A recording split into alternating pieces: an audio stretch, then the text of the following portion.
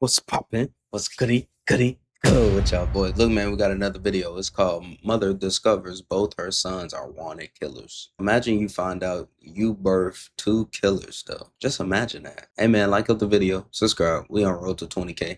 Let's get this video started, man. I ain't gonna hold y'all up no longer, man. Let's get right. Let's go right. Bring that in. Come on, that's right. This is Tiffany, mother of Tyler and Eli Chafin. Just hours earlier, her two sons brutally killed a man and left his body by the side of the road. Dang! I had to shoot Willis to make sure my brother didn't get hurt. Those boys are always trying to protect each other. As Tiffany... No. How you just... He don't look like he crying. I don't see no tears. I know the camera, the quality kind of bad, but I don't see no tears, bro. Nah, it's something deeper. We gotta get into the video, but like from what I'm seeing, no, I don't like that. Listens I don't in like horror. that. I don't like that one Brothers bit. insist Look they at were them. only protecting each other, but the truth is far darker. Protect. Boy wanted to kill somebody, and then Over the next 24 hours, Oh. Tiffany will face the worst day of her life as she slowly pieces together the horrifying truth that she's raised two terrifying killers. And your brother murdered somebody. I love you very much. Some people have a fucked up way of looking at things. But a killer is a killer is a killer, right? Facts. Shout out Dr. Insanity, man. Y'all go subscribe to him. The Chafin brothers' Sunday begins like any other morning in their parents' remote home near Aztec, New Mexico. They're sitting in the living room watching gun YouTubers and playing video games. A young woman is with them. She turns to the brothers and asks if they would kill for her. But just then, What? her phone buzzes, and in that moment, something in her snaps. She stands up, looks at the brothers, and tells them they're going for a ride and to bring guns. 2 hours later, in a quiet trailer park, residents hear 4 sharp gunshots echo through the area. When they rush to their windows, they see a man lying motionless in a puddle of blood and a car speeding away from the scene. Seconds later, 911 calls begin pouring in from terrified witnesses, marking the start of a multi-hour manhunt unlike anything this town has ever experienced. This is just a shootout. Somebody got shot over here. And I think somebody's either dead or bleeding across the street. One of the two. He was walking out of the house and they just started opening fire on him. It's like a white SUV. I'm the neighbor. I do not want my name used. Gunshots less than 5 minutes ago. He hopped into a white, looked to be like a Ford Escape.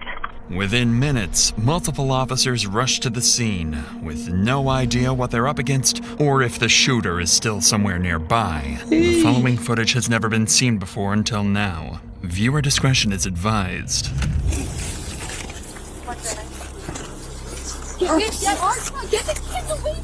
You guys can leave. Go ahead and leave. Good. Oh shoot. He's the kid's obviously seen. 10-7.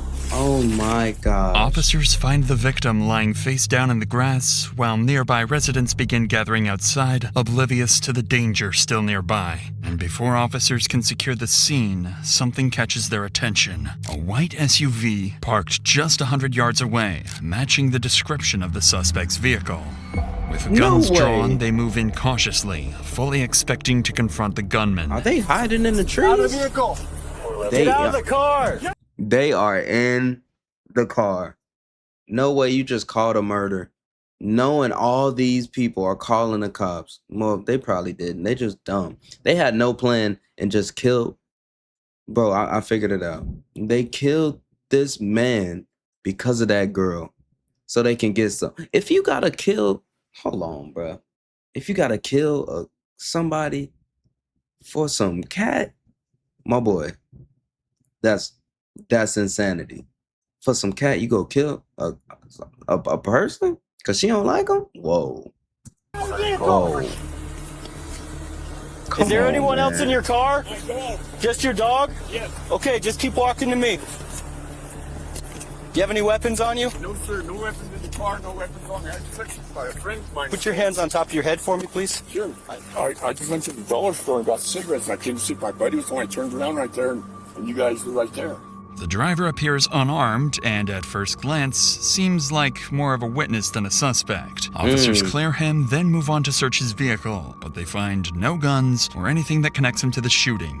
That leaves police with almost nothing to go on, and they still don't even know the victim's identity. But that's about to change because the driver is about to give officers their first real lead of the day.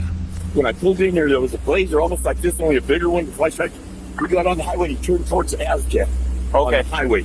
Cool if I open it real quick? Shoot. No, go ahead. Okay.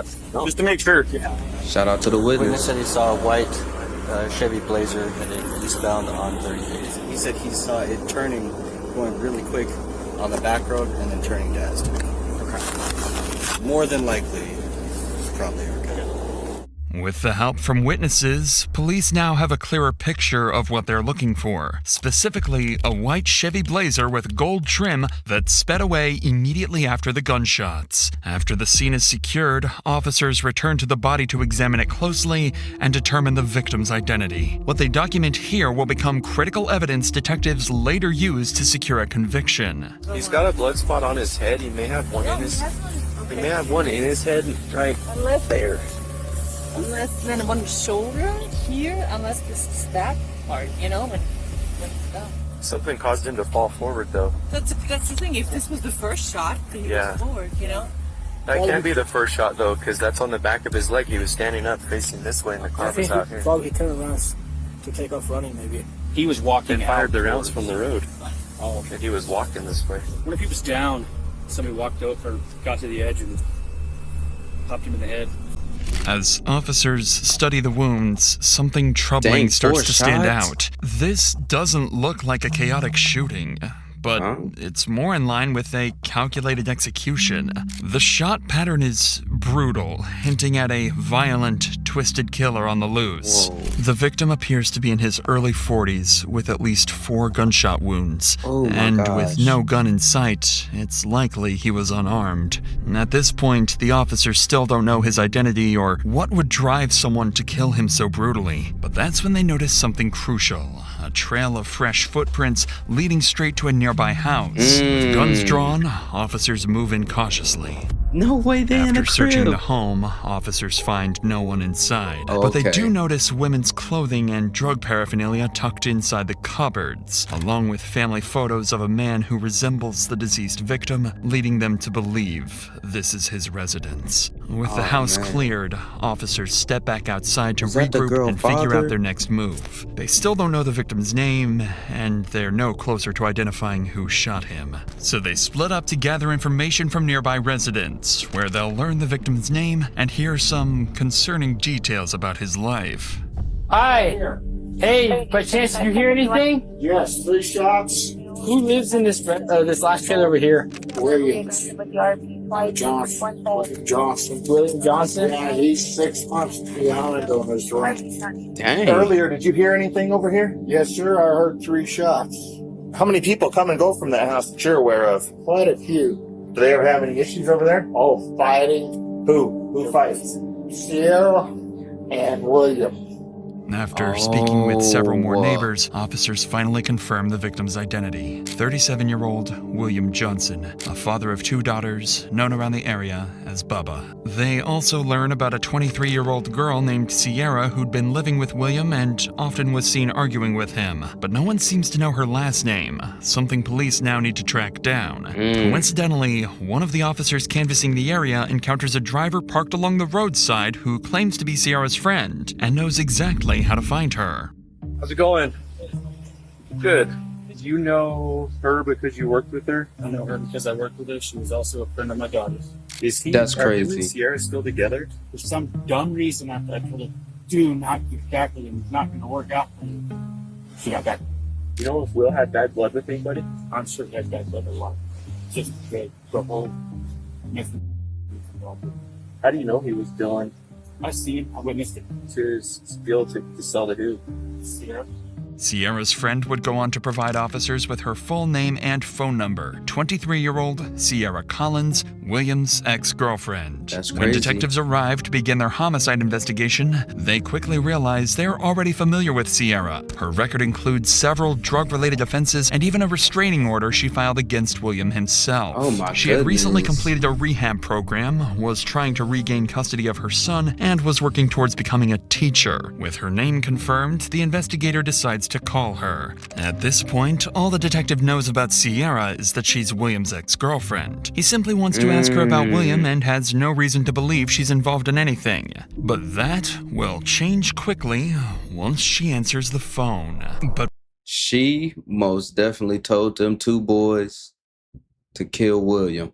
Most definitely. If they always arguing every single day, like what the neighbor said, she told them boys to kill him. Like straight up, let's get him gone. That's exactly what happened.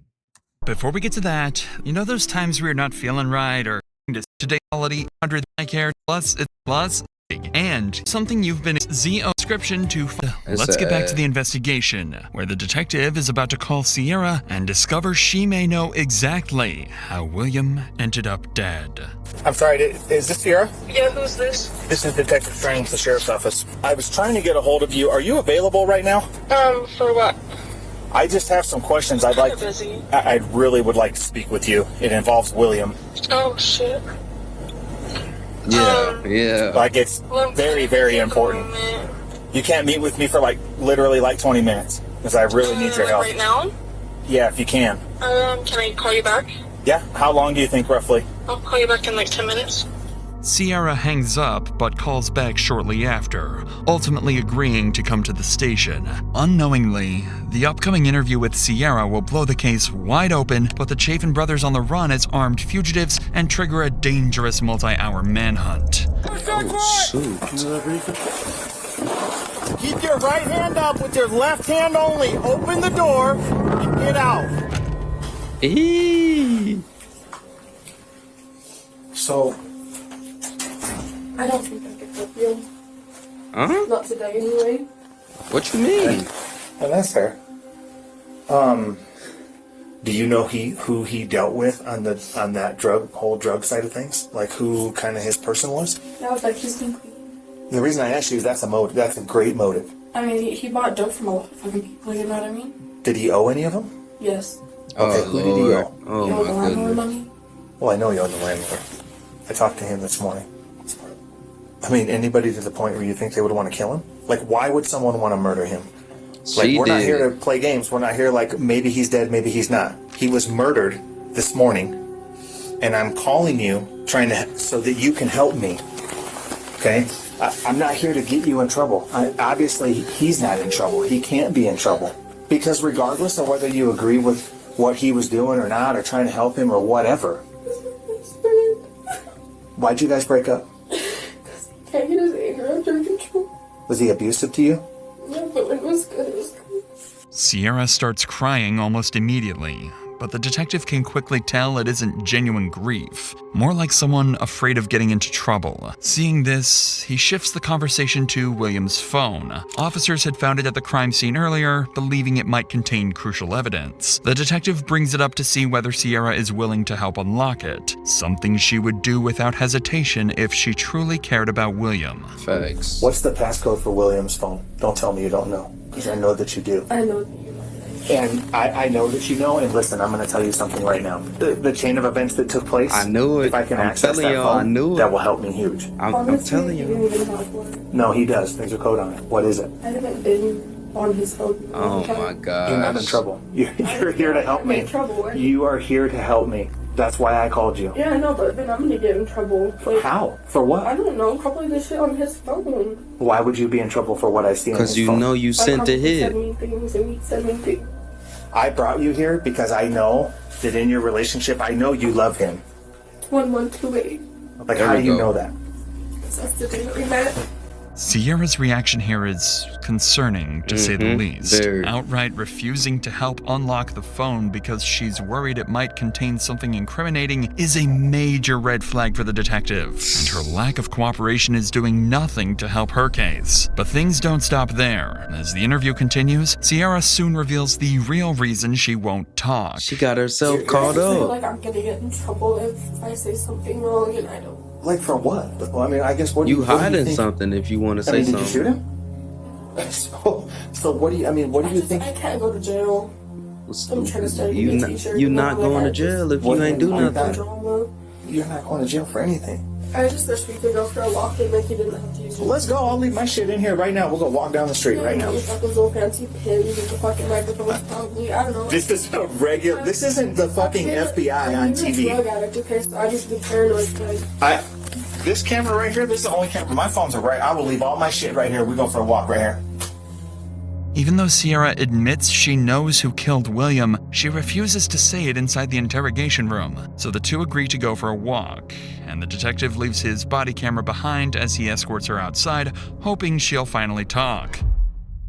Outside, Sierra explains that her friend Tyler Chafin, whom she met in rehab, and his brother Eli were the killers, and insists she had no part in the murder, claiming That's the brothers crazy. were unstable and the younger one simply wanted to murder someone. This, Oh my however, is gosh. only Sierra's version of events, a version that conveniently leaves out the week-long plan she set in motion to get William killed while letting someone else take the blame. For now, the detectives take her statements at face value, though he does confiscate her phone to search for any incriminating evidence. Following this, investigators begin digging into the Chafin brothers and discover that the older brother, Tyler, is a convicted felon with a shoot. prior arrest for assaulting a peace officer. To make matters worse, they find several firearm purchases, including rifles and pistols, registered to the These are like school shooters that didn't have enough courage to shoot a school. You know what I'm saying? Look at them. Look at them. And look at this. And look at this, though. I don't even know what gun this is. But this look like a pea shooter. You know? But he already got an assault battery on an officer. Yeah, buddy. A life. He's getting locked up for a while. Chafin household. With this information in mind, the brothers are officially considered armed and extremely dangerous, prompting SWAT to join the multi-county manhunt. shoot. At the same time across town, the brothers are already packing their guns and getting ready to flee, convinced that Sierra has already betrayed them. SWAT teams move toward the Chafin's residence, planning to ambush the brothers at their parents' home. The goal is clear: apprehend the suspects with no casualties. However, nothing about what happens next will go according to plan. Nice and easy. The vehicle just left, so stand. Yeah, we're just gonna be putting along. Armed and ready, SWAT races to the address. They set up surveillance on the roads surrounding the residence, waiting for the suspects to either arrive or make a run for it. Once officers arrive, they immediately surround the home and begin attempts to draw the brothers out. You ready? Got it. Move. Got it.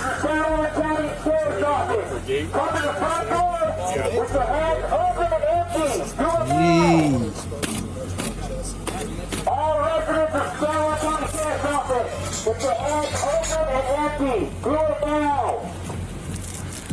After several unsuccessful attempts to get the brothers to surrender, SWAT begins preparing to breach the residence. Yeah, this door should be easy to breach. Okay. It wiggles a lot. If you just fucking boot it, go ahead. Well, we got the 2 steps here. Okay. Oh, they got through there easily. You know that breach? Yep. Lovato to command. Successful breach. Looks like a den. Goes into a dining room, possibly a kitchen. Need one. Need one. Shotgun. Yeah. Need one. Yep. This is weird, yeah. Let's move the shed to the right, and then there's the barn to the left. Through and through. Plywood here.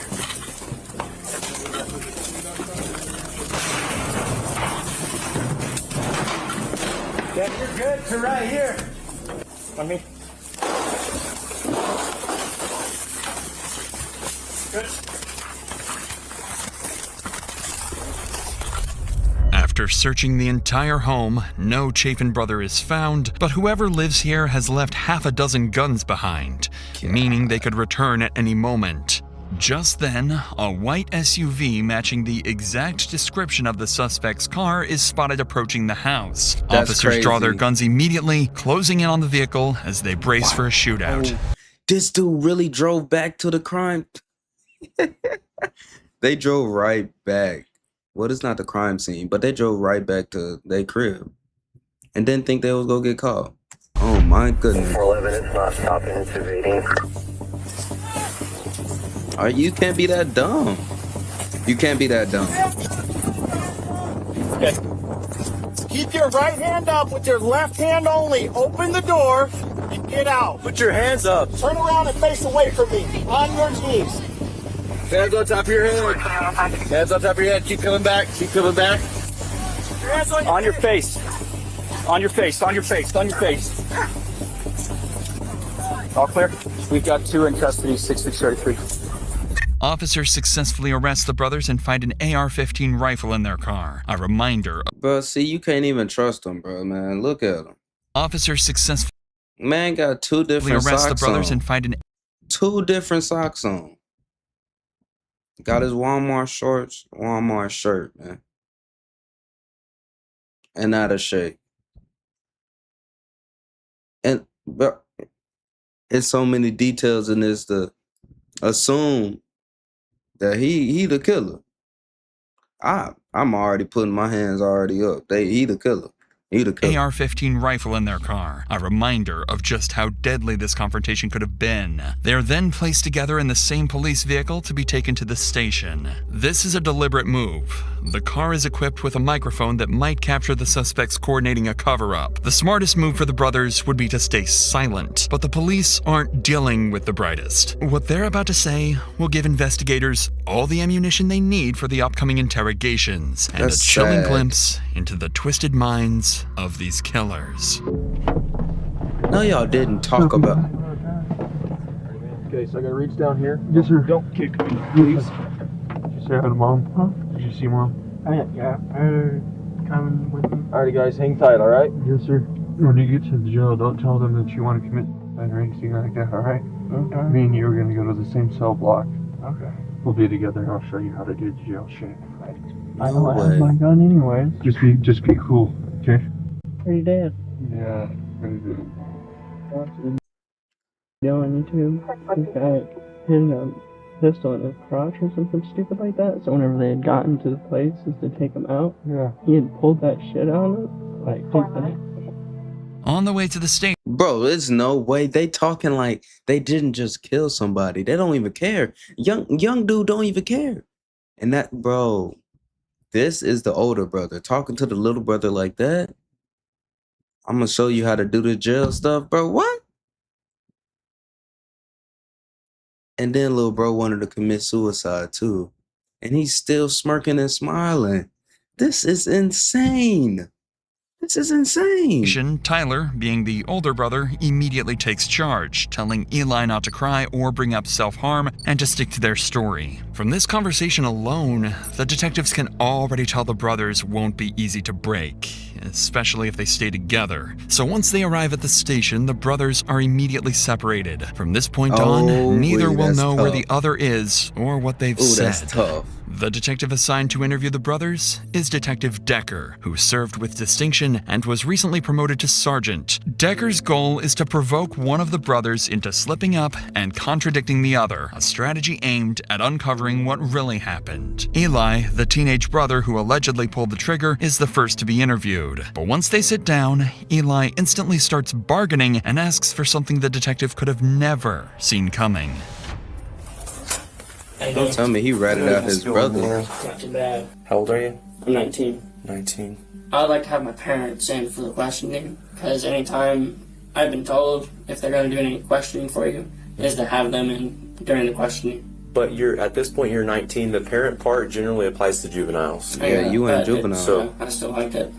Detective Decker is baffled. Eli is 19, legally an adult, yet he still insists on having his mother present. Yeah, you Decker can't already do that, senses brother. how messy this could get. Any parent with even basic instincts would tell their kid to ask for a lawyer immediately. But with no other choice, he escorts Eli back to his cell, still weighing the pros and cons of calling the mother. In the meantime, the detective moves on to interview Tyler, who will prove to have a very different strategy, one the detective won't catch on to right away. So why did they? I thought cops wouldn't even allow them to have their mama there. Like if you over 18, like it don't matter. Like you're here now, you're stuck here. Nobody's coming to see you. Nobody coming in this room. That's what I thought. But that's wild. They granted his mama to be there. Okay, he's 19 years old. He's an adult. Can't lie. He got to face these consequences as an adult by himself, bro. I gotta ask you before we get going, man. Do you have any idea why you might be here today? Not really. Not really at all. And the reason that I tell you that is because I know we all screw up. We all do stupid things. But the reason that you're here today is in reference to William Johnson. Do you know who that is? I do. Okay, how do you know him? I met this girl. He was like her ex-boyfriend or something like that. What girl did you meet? Her name was Sierra. Okay, how long have you known Sierra? 3 weeks. So just recently. 3 weeks. Me and her are in the IOP together. What is that? Intense outpatient treatment. For? Alcohol and drug use. Are you using today? Yes, sir. No? Sober? Yes, sir. You know of William because of her? Because of her, she talked about him here and there. Have you ever met William? I haven't. Never? Never. Tyler shows no real reaction to what Detective Decker just said, instead playing completely oblivious, as if he has no idea why he's even sitting in an interview room. But underneath that act, the pressure is already cracking through, because Tyler already suspects Sierra has sold them out. He just doesn't know how much investigators have against him and his brother. Seeing this, the detective decides it's time to plainly lay it out and make sure Tyler understands that he's here for murder. A revelation that immediately sends Tyler scrambling to improvise. Like I told you, I'm here to talk to you about William Johnson. So what happened? So William Johnson was murdered. Dead. Yeah, dead. So I'm gonna be straight with you, man. I was gonna beat her on the bush. She was hanging out with us, and we went to the storage place over there, kind of by where he lives. We went to the storage place, and she said, "Hey, let's come over here real fast. I want to check out my car." So we went over, drove in next to this house, and this dude came out and started approaching the vehicle. I then grabbed a .22 pistol and pointed at him and told him to stop. He got up in my face. I hit him with the pistol. As soon as I hit him with the pistol, he had something in his hand. I don't know what it was, but he got me in the head. We went to the ground. As soon as we went to the ground, he went for my pistol, and as soon as he went for my pistol, my brother shot him. Where were you at in the vehicle? Whoa. I was in the passenger side. It was when the tussle happened, and whenever he went for the pistols, whenever he got the shot. On the ground. He just spilled everything. Got damn near got the pistol taken away from me. Got damn near got shot with my own gun. He seen Sierra, and I don't know what his intentions were. From what I've heard, abusive or whatever.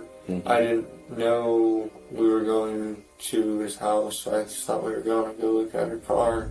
Right away, Tyler doesn't stick to the plan he rehearsed with his brother and instead confesses to the shooting, trying to frame it as self-defense, believing it will protect both of them. And then However, said his in little doing brother so, was a shooter. he ends up fully implicating his brother Eli.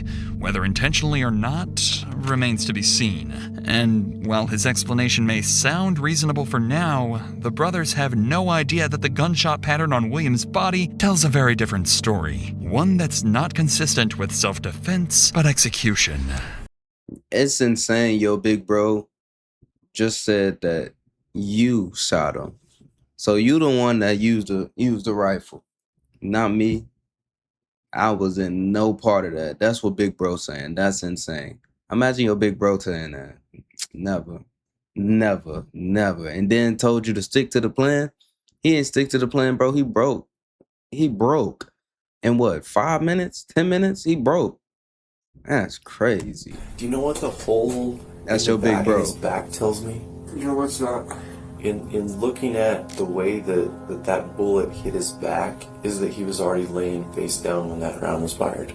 See, and whenever I heard the first round, I took off. So that hole in his back, you think that was the first round that hit, or what do you? I don't know.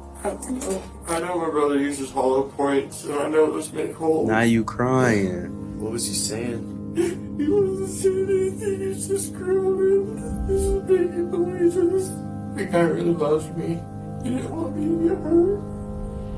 Even though Tyler doubles down on the self-defense claim and seems regretful, the evidence gathered so far points to a far more cold, deliberate violence rather than two frightened kids defending themselves. Detective Decker knows this, and Tyler's tearful explanations aren't convincing him otherwise. But instead of being confrontational, Decker decides to simply let Tyler keep talking, allowing him to dig the hole deeper for himself and his brother. That's smart. It's fucking scary, man.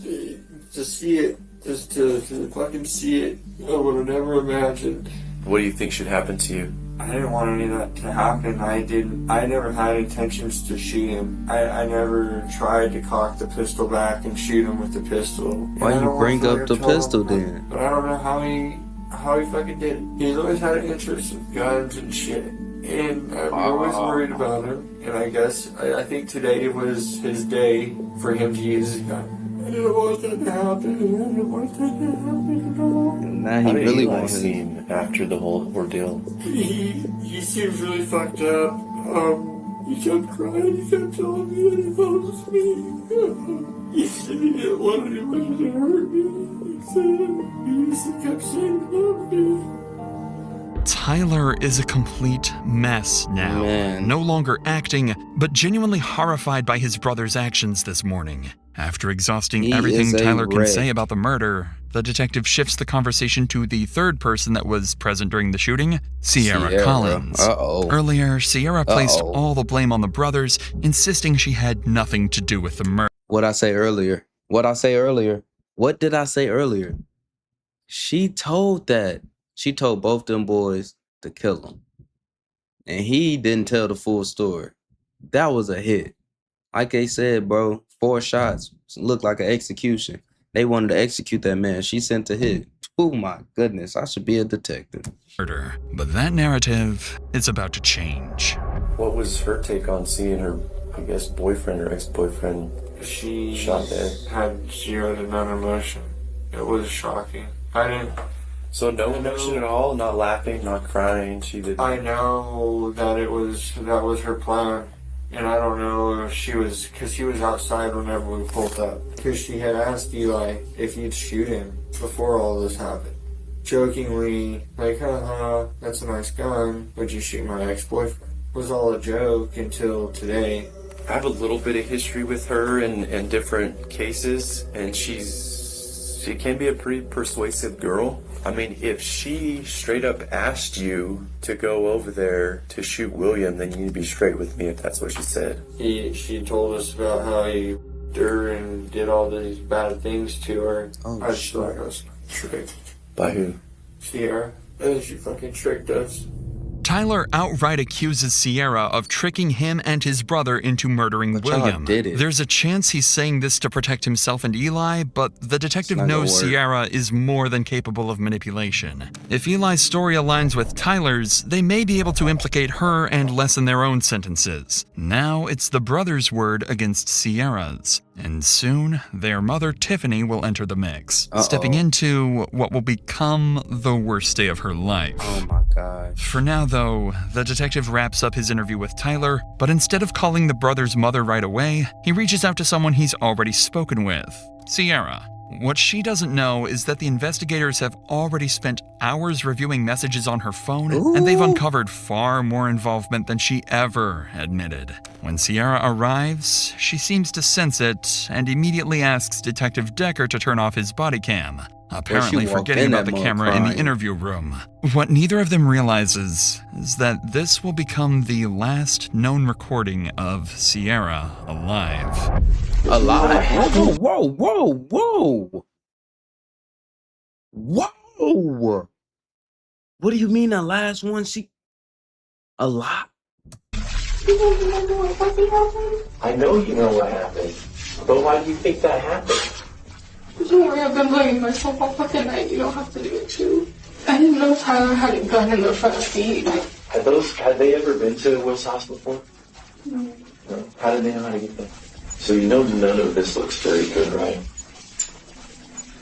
Whenever you send text messages like that to Will. Hold on, what it say? If I had 2 baby daddies, would you still like me? Yes, I would. Why, sweetheart? I only care about the person you are now. I don't care about your past like that. I would never. I don't know. I feel like that would be shanky as. Hey, I'm going to bed. Good night, sweet dreams. Right. No devil dreams. It's okay if you do, but good night, gorgeous. That's crazy. And then proceed to go over to his house with their homies who are strapped. You didn't know that I was sending text messages to him? Was that good reading? Ends up dead because they shot him. It kind of seems like an orchestrated plan to me. Was it? Well, that was the second. I mean, these guys didn't know Will before they met you. Any info they got about Will came directly from you. I didn't want Will dead. So Sierra, here's what I think. I think that day that you had orchestrated a plan to go over there, but you went over there for a purpose. Those boys had no idea where that place was. I didn't go over there wanting Will to die. All the evidence that I have says that there was something planned to go down there to do something. Look, I'm a piece of shit, okay? I didn't want him to die. My fucking boy wanted to kill somebody and he fucking did. Why didn't you help him? I said you were around. I said you guys just fucking killed any of his kids.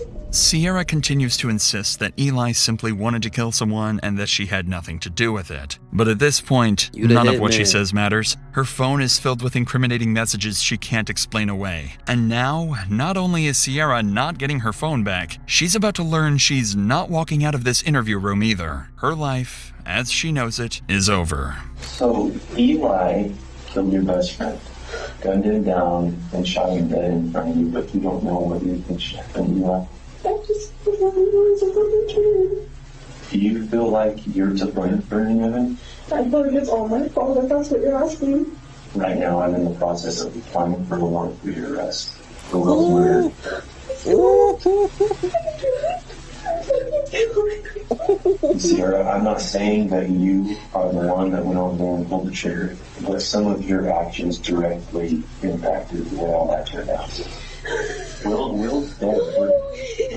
Oh, she's messed up. Oh my goodness. You shouldn't have told them boys to do it. If it's my choice, you're going to go to jail and you're going to be charged. Unfortunately for Sierra, nothing can save her now. The interview is concluded, and Sierra is placed under arrest for murder. Her breakdown at the end of the interview, however, hints at a much darker twist awaiting her, one no one could have predicted. By now, Detective Decker decides it's time to speak with the person who allegedly pulled the trigger, Eli. So he finally calls Eli's mother, Tiffany, asking her to come down to the station without explaining exactly why. Shocked to receive a call from the police at such an hour, Tiffany arrives within minutes. When Decker goes outside to notify her of the horrifying crime her sons are accused of, her reaction is strange, to say the least. So I'm Detective Decker. I spoke with you on the phone. When I went to talk to Eli, he wanted you present while I spoke with him. He didn't really explain why. I mean, he's an adult, so normally we don't get that from adults. He's severely dyslexic. He is considered disabled. I guess our sergeant came over and talked with you and let you know that your boys had been in a shooting. Yeah, which I don't understand. Like, when, where, how? Clearly, Tiffany's reaction isn't what the officers expected from a mother whose sons are accused of murder. The detective is taking a big You laughing when your kids just got accused of murder? risk by allowing Tiffany to be present during questioning. While her presence could encourage Eli to open up, it could just as easily shut him down or prompt him to ask for a lawyer. For Detective Decker, the goal is to see how closely Eli's account aligns with Tyler's and to assess Sierra's true level of involvement. But for Tiffany, she's here to find out whether her teenage sons are truly heartless, cold-blooded killers. Can I give him a hug? Absolutely. So you feel comfortable talking to me now? Cool. So just to be straight with you, the reason that we're here today is in reference to William Johnson. Okay. Do you know that name? I have no clue who that is. No idea. Are you serious? Clearly, Eli is sticking to the story he and his brother concocted, Oh my completely unaware goodness. that just hours earlier, Tyler had already given him up. Tiffany did mention that Eli is severely dyslexic and considered disabled, so there's a chance he isn't lying, but genuinely unable to recall names. But Decker is about to find out whether that's true or if it's all an act. So, and you graduated high school? Yes, sir. Was that easy? Yeah, it was pretty difficult, especially with how COVID was, and then the computer. I was better learning in class than over a laptop. You said you didn't know that. I have no clue who that is. Have you ever heard the name before? I heard Will. Okay, so have you heard of Will Johnson? No. No? No, sir. Just Will. Just Will. And who have you heard that name from? Probably, I don't know how to exactly say her name, but it's like Sia. I just barely, recently met her through my brother, and they've been just, hanging out and stuff. But that's just all I know them. What about the name Sierra? Does that ring a bell? Just the fact that I know her with my brother. What did y'all do today? Oh, we just, hanged out and watched TV and played video games and stuff. Didn't really do too much. I was actually there today, if I might add. Yes, ma'am. I was there today, and I can even tell you the times that I was there, and they were also there. What time did you leave? So Serena, I don't know how to say her name exactly. She had gotten a call, and she told us that it was a detective or something. And we were like, okay. Sierra ever talk about her car? She had mentioned it being possibly strapped down or taken apart and then scrapped or something. Mm-hmm. Dang. But besides that, I don't know. Where did she say where her car was? No, I have no clue where it is. It turns out Eli does know about Sierra, but he doubles down on playing dumb, just as he and Tyler planned. At least for now, he's holding out longer than his brother. Tiffany also seems to be backing up her son. Imagine your little brother more tough than you. Reinforcing the very risk the detective anticipated when allowing her into the room. This is when the detective decides to ask Eli about his fascination with guns, something that will lead to an unexpected outcome, causing Eli to slip. Do you have a driver's license? No, I do not, but I've done some driving on my Xbox. Do you own any guns? I do, but I have it as a hobby. I am not aggressive. Do you want to know what I own? I own... The first gun that I did get was a 22. It was a PCR, and then after that I got a 12 gauge Winchester. It's like a cyst pump. I have my Saint, which is an AR-15. I got it kind of pretty decked out. I'm really proud of it. I just do it for hobby and also for self-defense and home defense. Do you own any handguns? I do. Well, it's not my handgun. It's my parents' handgun. Why? What kind is it? Why are you asking?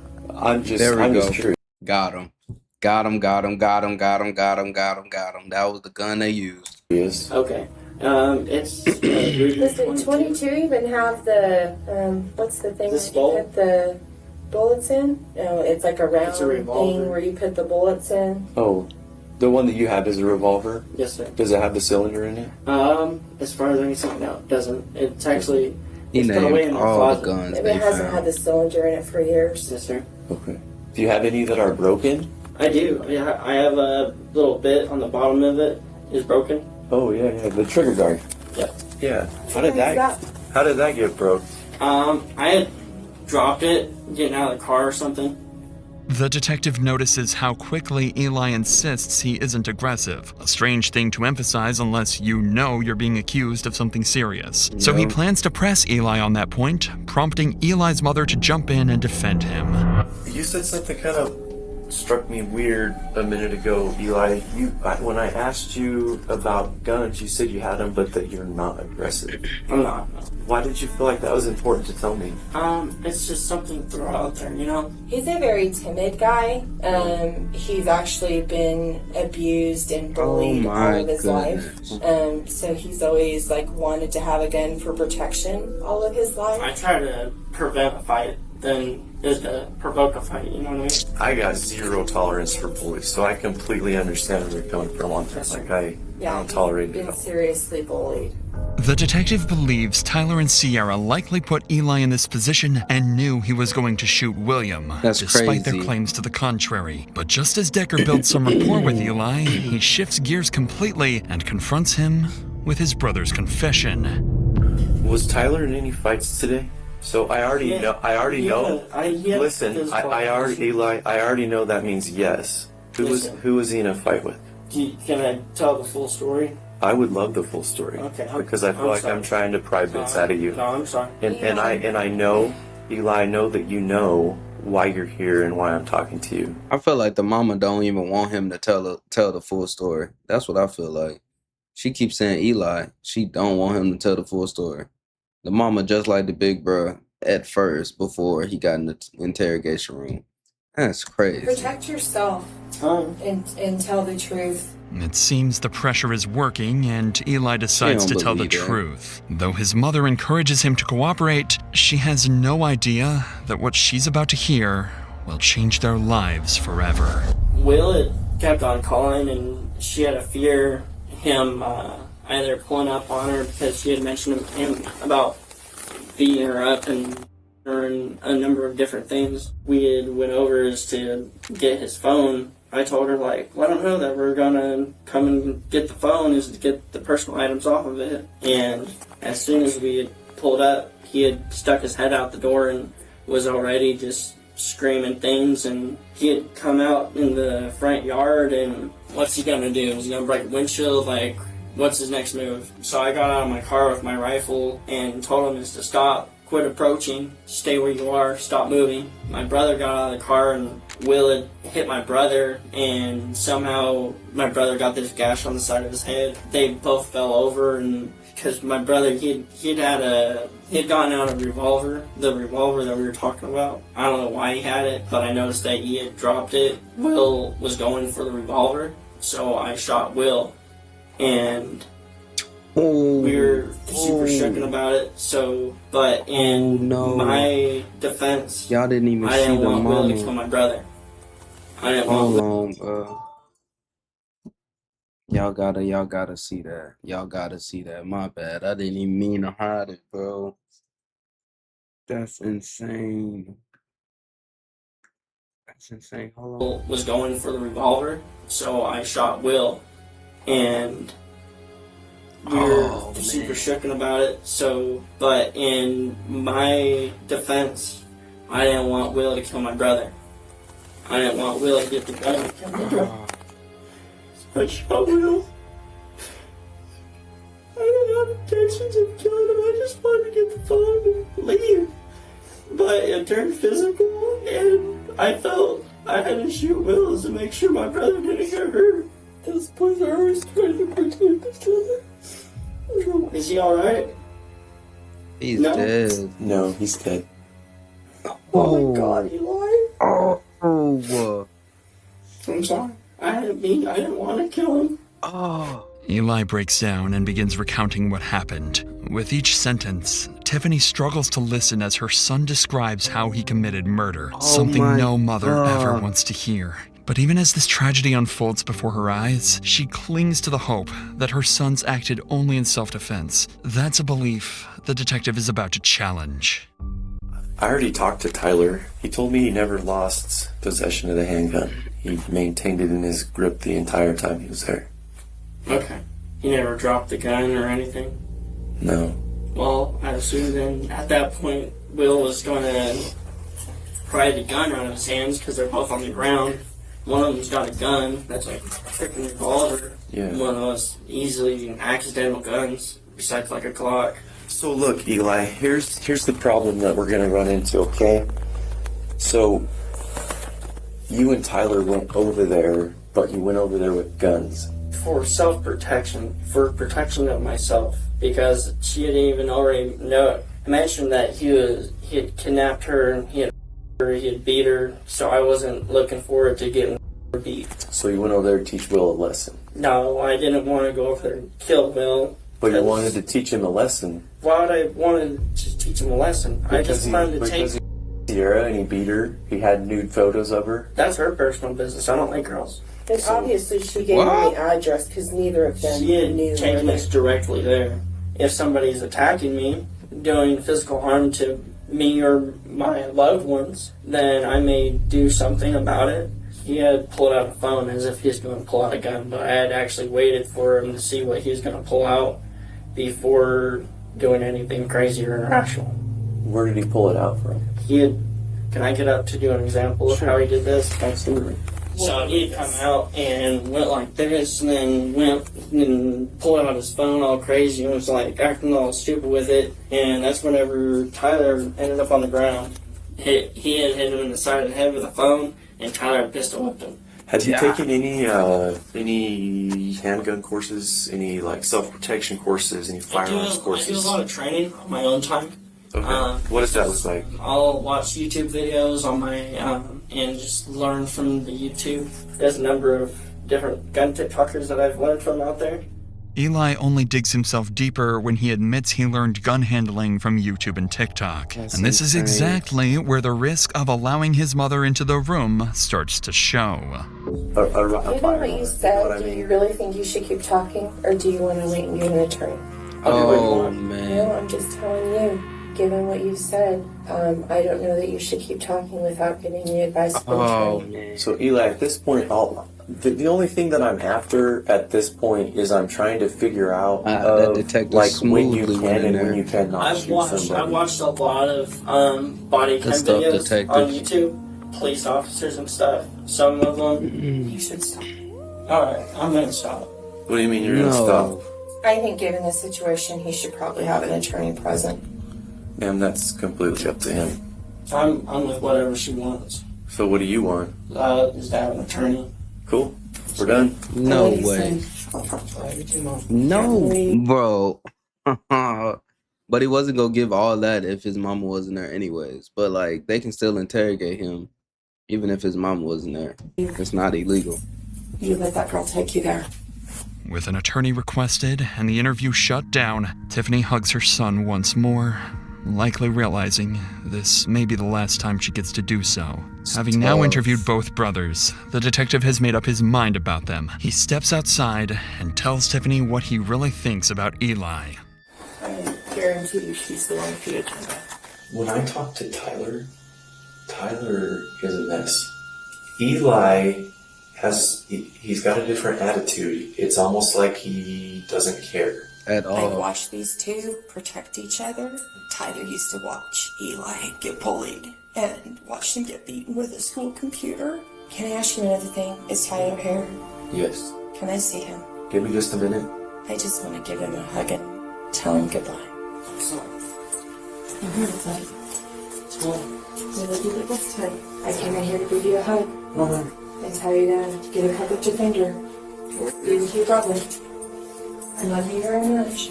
No matter where you are, no matter what, I will always love you. That's what they live. That's okay. I love you, Mom. I love you. Bye. After giving her sons one final goodbye, Tiffany leaves the police station still believing they were nothing more than pawns in a sadistic scheme, insisting Sierra alone should be held responsible. The next morning, a judge approves the murder charges against Sierra, while the brothers' charges remain pending. At the same time, Tyler asks to speak with the detective again, wanting to know what charges he and his brother might face. For Tyler, this is his last chance to shift the narrative in both his and Eli's favor, and influence how police view their roles in the killing. But for Detective Decker, it's an opportunity to strengthen the case against all three suspects. However, when he sits down with Tyler for one last time, he begins to wonder whether Tiffany might have been right. That maybe her sons aren't the monsters everyone assumed. You alright? What did you want to talk about today, I Tyler? just wanted to tell you that we were set up, that we didn't know where we were going, that we were just gonna go see your car, and that's as far as my understanding was. What do you mean you were set up? I feel like I was set up. I feel like I was dragged to the house. I feel like I was used from the begin with. She had told me she wanted him dead, and I said, "Oh, I'm not the guy for you." I never offered. I never said, "Hey, I'm gonna kill this fucking guy for you." I don't know what the fuck's going on, man. So Tyler, I'll tell you right now. I tell you right now, I don't disagree that you may have been set up. Tyler maintains his self-defense story, however, this time he's far more adamant about Sierra's role in everything that happened. But there's something else Tyler wanted to speak to detectives for that he didn't mention up front. Earlier, Tyler was allowed a brief moment with his brother Eli, giving the two just enough time to compare what they'd told police. Now Tyler has figured out the one major inconsistency between their stories, something he believes will help their case. I wanted to talk to you guys. I didn't have full control over that weapon. Over which weapon? That 22. I do believe I dropped it. So I asked you yesterday if I had full control over the weapon, and you said yes. I did. And then I even double checked again. I asked you. Yes, sir, you did. I asked you. I said, so it stayed in your hand the whole time, and you were absolutely sure it was in your hand the whole time. And that was just our pride. That was my pride. So how did you get the gun back in your hand? I went back and found it and picked it up.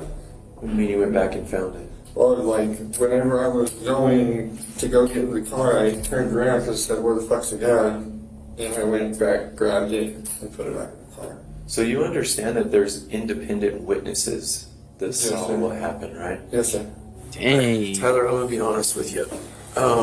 It seems like at this point you've had some time to think about what happened. Not only what happened, but maybe say. some things you could tell us to try to preserve yourself. This was Tyler's last desperate attempt to pull himself and his brother out of trouble. Detective Decker quickly realizes what Tyler really wants from this interview: to protect Eli and salvage whatever future they have left. So he decides to give Tyler the hard truth he's been avoiding. What you're having a really hard time with right now is that brother bond. I've got two brothers. I've got an older one and I've got a younger one. I'm in the middle, okay? And that's what's really troubling you right now, is it's your brother. And your brother murdered somebody. And you helped do that. And I think that is your biggest problem. Your biggest fear right now is that you've made things pretty rough for your brother. I know what brother love is, man. I've got him. There's a lot of things. There's a lot of things that I would do for my brothers in a snap of a finger, man. You do got a long road ahead of you, though, so... Oh, dang. You can hear the empathy in Detective Decker's voice. He knows Sierra manipulated the brothers, but that doesn't change the facts that the Chaffins went to William's house on their own accord. Facts. Following this, Detective Decker wraps up the interview with Tyler and proceeds with murder charges against all three. As the case moves forward, Tiffany never stops supporting her sons. She stays in contact with both boys, hoping the truth will help them find a way out of this. Jail calls capture a brief glimpse into a mother caught between the children she's raised and the reality of what they've done. Yeah, I've been trying to video Eli for the last 30 minutes, but nobody will get to the tablet. No, for real. Hey, Mom. Hey! What you doing? Oh, not much. We only have a few minutes. I bet they'll cut us off at 9. But you doing all right? Did I wake you up? No, I'm doing pretty good. I'm just hanging out. It's fun here sometimes. But, like, honestly, I don't think I've laughed as hard as I have in here just listening to some of the bullshit. That's good. I like to hear that. That. So is he having Eli the killer is having a good time in jail? That's insane. I really love you guys, and I really love all the support, and I really appreciate all the help. I think it's awesome. I wouldn't do it if I didn't know what a good boy you were. Oh, I know. I really love you. Very much. Sleep good. Have a good night. And I'll see you tomorrow. I'll see you tomorrow too. Bye-bye. Bye, Mama. Tiffany would go on to support her sons until the very end, but as the trial date approached, one of the trio's lives came to an abrupt end. In September 2024, while being held at the San Juan County Detention Center, Sierra suffered a severe medical emergency. The detention center could not provide the level of care required to sustain her life, and she was transferred to the regional medical center with limited brain function, where she died shortly afterwards. In July 2024, both Chafin brothers entered plea agreements. Eli pleaded guilty to voluntary manslaughter, while Tyler pleaded no contest to second-degree murder and felon in possession of a firearm. Eli was sentenced to 6 years in prison, followed by 2 years of parole, while his older brother Tyler received 15 years in prison, also followed by 2 years of parole. Oh my God. So because of Eli giving the full truth, he got 6 years and 2 years of parole. And him over here? Brother Tyler received 15 years in prison, also followed because he didn't want to admit that he was a part of the plan. So he got 15 years. Oh my goodness. GG's, chat. GG's. Yeah, that's tough. That's very tough. Imagine your younger brother more tougher than you. Boy, you weak, fam. Come on, bro. He looked like, hey, older brother looked like he having the worst time. Eli, he got a smirk on him. You know, you see the smirk. He chilling. That's crazy, dude. That's wild. I ain't gonna lie. Hey, man, if you enjoyed that video, man, give it a like, give it a subscribe. I'm out this thing. Y'all stay blessed, stay positive like always, man. Take care of yourself. I'm gone.